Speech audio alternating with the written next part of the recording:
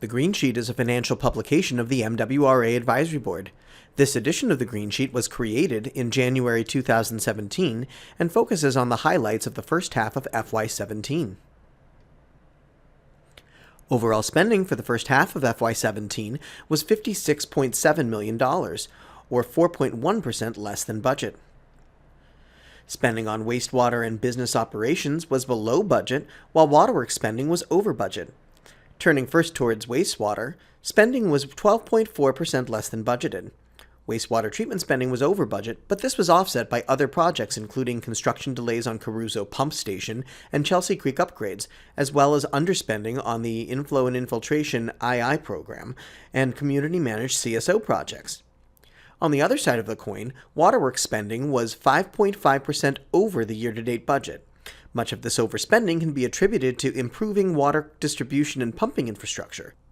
$1.4 million was spent on spot pond supply mains due to additional work for the pipe rehabilitation at Webster Avenue Bridge. And because the contractor was ahead of schedule, a redundancy project at Section 8929 was overspent by $1.6 million. Moving on to the current expense budget, the MWRA has spent $331.3 million for the first half of FY17, making that 2.6% lower than the amount budgeted through the second quarter. This also equates to 46% of the total budget for FY17. Now let's look at CEB spending by major category. Direct expenses, indirect expenses, and debt service expenses were all lower than budget. Indirect costs were 0.7% under budget, and include watershed pilot payments and pension and insurance-related expenses. Coming in at 2.2% under budget, direct costs for FY17 relate to wages and salaries, maintenance, utilities, and other variables. Most notable are wages and salaries, which were underspent by $1.8 million, and fringe benefits, which were underspent by $315,000, totaling $2.1 million.